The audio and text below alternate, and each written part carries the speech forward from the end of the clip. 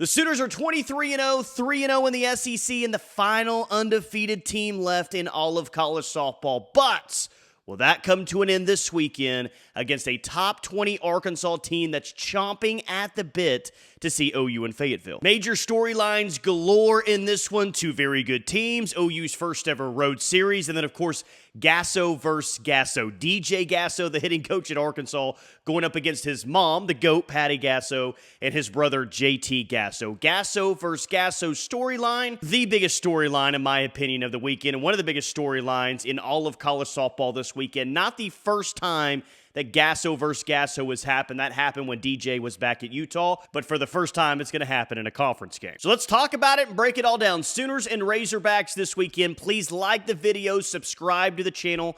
OU softball and even some SEC softball. It's what we do here. Come join all the fun by subscribing, all for free. No cost for you. Okay, the weekend schedule looks like this. Standard 3-game weekend series for the Sooners and the Razorbacks. Friday night's game is set for 6 p.m., and it's going to be warm but very windy, and the slight potential for a stray thunderstorm. So let's hope the rain stays away from northwest Arkansas, stays away, goes somewhere else. Heck, even go here, but don't get to northwest Arkansas. But even if it doesn't rain, all that wind could make things really, really interesting for both teams on Friday night. Saturday looks dry, which is good news. 4 o'clock start time for Game 2. 64 degrees is the high, so could get a bit chilly towards the end of the game. But no precip in the forecast. Looks like we're going to be good for Saturday. And then on Sunday, an early 11 a.m. first pitch. Got to bring that energy for Game 3 on Sunday morning. Could be a bit chilly at first pitch. High of just 58 on Sunday. But the wind will be significantly down from Friday night, which is very, very good news. Ticket prices for this game. Not shocking, but yeah, people are excited. Around $75 for general admission. General admission to Friday night's game. And the prices only go up as we get into Saturday. Those tickets look more like $100 for general admission. It's going to be packed all weekend long. And that's just what happens when the back-to-back national champs come to your town. It obviously means there's going to be a lot of fans there. A lot of Arkansas fans. OU certainly will show up and show out. But it's going to be a crazy road environment, by far and away the most difficult road environment the Sooners have seen so far this year. So a big storyline to follow is, how does this team handle the big emotions from the Arkansas crowd this weekend in Fayetteville? We'll talk more about that. Let's get into the Razorbacks. Let's take a look at Arkansas. 20-3 on the season, 1-2 in SEC play thus far. Their 3 losses are to UCLA. They lost 9-1 to UCLA at the Mary Nutter, and then 2 losses to Ole Miss last weekend in Oxford. Now, Arkansas did come back on Sunday and take their frustrations out with a 20-run effort to beat the Rebels 20-3 in 5 innings. But Arkansas is definitely disappointed. They lost that road series to Ole Miss. That Sunday win at Ole Miss, though, to be fair, is Arkansas's best win to date. The strength of this Arkansas team got to be the offense. 367 team average, which currently ranks 4th in the SEC. Bree Ellis leads the offense with a 547 average. That's good for 2nd in all of the SEC. She wears number 77, and she's the player to watch this weekend for the Razorbacks. Leads the SEC in a lot of offensive categories. 13 home runs this year, which is tied for the most in the SEC. Guys, she's big time. Big time hitter. One of the best hitters in the SEC. Cannot let Bree Ellis go crazy this weekend. Got to hold her at bay, but she absolutely is the name to watch for the Razorbacks this weekend. Some other names to keep your eye on. Reagan Kramer, who's hitting .422 this year. Reagan Johnson, who's hitting .382. Courtney Day's hitting .379. Ella McDowell's hitting .364. Texas Tech transfer Kaylee Wyckoff is hitting .348. Arkansas has 7 hitters hitting over .345 so far on the season. This team can hit. They're really good offensively. It's going to be a big challenge for OU's pitchers. And to me, Arkansas is one of the better offenses in the SEC. I would probably put them as a top 5 offense in the SEC. I really do think that they're that good. 2nd in on-base percentage in the SEC with a .487 mark. 5th in home runs with 35. The fewest strikeouts in the entire league with just 54. Just a solid lineup from top to bottom. A team that can hit the ball out of the park. They don't strike out a lot. DJ Gasso leads this offense. So, of course that they're really good, but a very very, very capable Arkansas offense is who you got to face this weekend. On the bases, they're not super aggressive, just 23 stolen bases on the year, so not too concerned that Arkansas is going to take a ton of bases on you. But if I am wrong about Arkansas's biggest strength being the offense, then there's only one other answer. It has to be the defense. Number one in the SEC with a .983 fielding percentage and the fewest errors in the conference with just 9 so far this year. Guys, they are very good defensively, and they do not give opposing offenses anything easy. Gotta earn whatever you get against the Razorbacks. In the circle, Arkansas hasn't been just excellent this year, and they're going to have a big task themselves with OU's lineup with the way that they're hitting right now. Robin Herron is their best. 7-1 record so far this year, 1.30 ERA, 5 complete games thus far. OU will see her at least once. I wouldn't be shocked if they see her twice this weekend. Also look out for Lexi King and Cam Harrison. They're kind of the next two in line, Lexi King and Cam Harrison. King is 3-0 with a 1.45 ERA. Harrison 3-0 with a 2.07 ERA. Solid group, but I also wouldn't say one of the best that OU's going to see this season in SEC play. So just Arkansas in a nutshell. All around, a very solid team, a very good team capable of some very big things this year. I think they have the offense and the defense to make it to Oklahoma City, but I think the ultimate determining factor, once again for the Hogs, do they have the pitching? The pitching might be the overall determining factor for the Razorbacks as to if they make it to the Women's College World Series later on this year. All right, what's got to happen? 3 keys to a series win. Drop your biggest key in the comments, and my, how things have changed in this regard. It was just last week where I felt like it was all about the OU offense. Well, to me, it's all about the OU pitching. That's an easy number 1 key for me. Can the pitching be better than it was in the first 2 games against South Carolina? I continue to give credit to the Gamecocks. They did lose the midweek game to Coastal Carolina. They've lost 4 straight. But I think South Carolina is good, but OU can also be a lot better in the circle. Patty admitted a couple of her pitchers had nerves last weekend. It's a big road series. How they handle that is going to be very key. I'm interested to see how Isabella Smith bounces back. I think that's very key because she's going to need to bounce back. She's been fantastic so far this year for the Sooners, transferring over from Campbell, and I think that they're going to put her right back in the fire this weekend against a very good offense. And here's the thing. I've got all the confidence in the world that Isabella Smith is going to be just fine. I really like her as a pitcher, how she attacks the strike zone, how she doesn't give up a whole lot of walks. Excited to see her back this weekend in SEC play, and I think her performance will play a very, very big role as to what we think about the OU pitchers when we look back at this series on Sunday afternoon. I'm also very excited to see Sam Landry back. Huge. She got multiple innings on Wednesday night against Tulsa to get kind of back in the rhythm, back in the flow. Patty said on Sunday, she said earlier even this week, that she's going to be back. Obviously, she pitched against Tulsa, so she will be back. That's a massive boost for this team. I thought during the fall that she was OU's best arm, and so far my mind has not been changed on that. I think she's the best in the circle for the Sooners.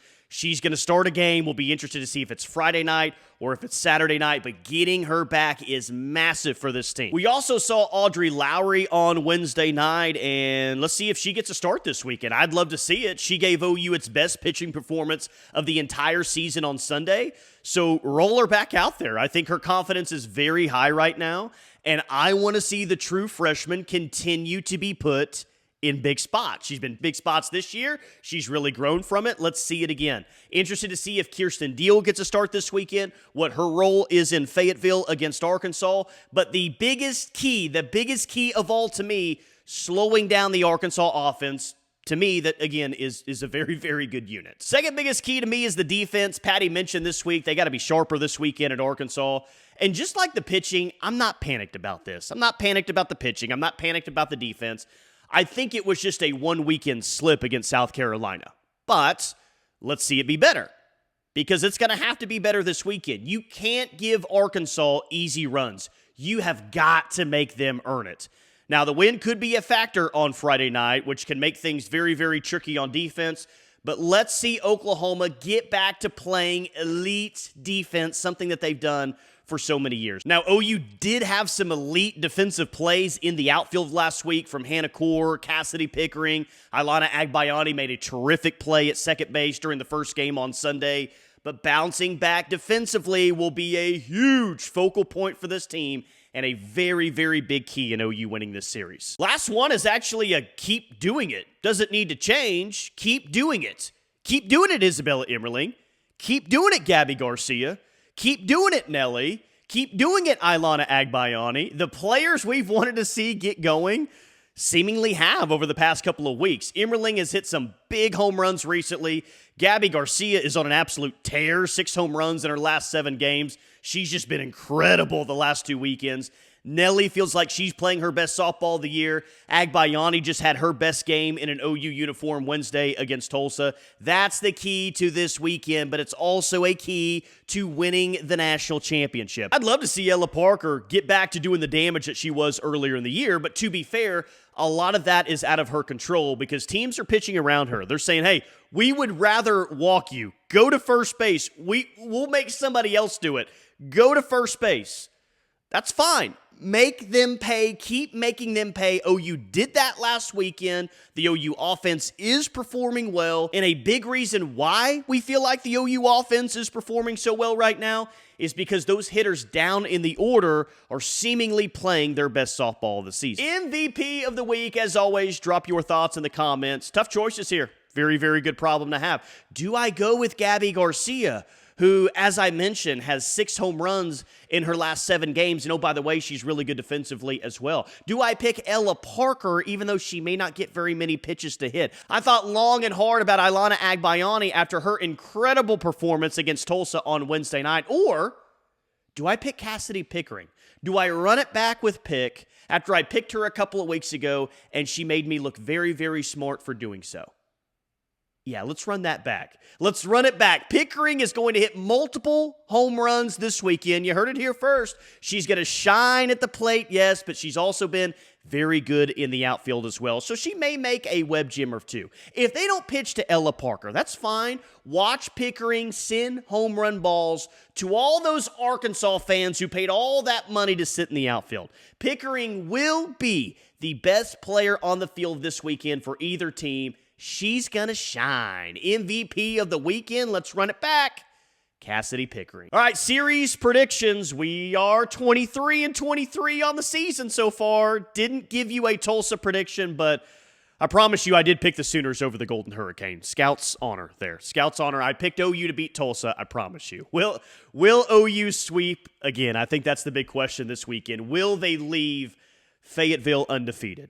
Well, all games, I think, will have a crazy environment, and that begins on Friday night. I think it's going to be a fun one. A back-and-forth game on Friday night, definitely with some offense. I think Cassidy Pickering, like I said, has a very big night. But I think Arkansas is going to have some success in a crazy environment. But ultimately, here's the big difference in Game 1.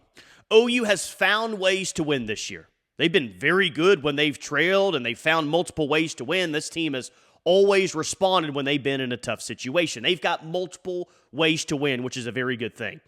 I think in a close game, the Sooners do it again late in the game. They come up with a big hit. Oklahoma 7, Arkansas 6 in Game 1 of the series. Game 2 of the series on Saturday, and these games to me are very dependent on who starts in the circle.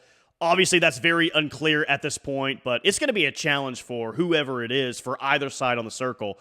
I have another fun offensive game that's back and forth, but a loss is coming at some point, guys. At least I think it is. A loss is coming at some points. I think that we all know that, and I think that this series is the first time it happens for the Sooners. Don't hate me. Don't hate me. OU just doesn't come up with enough big hits in Game 2.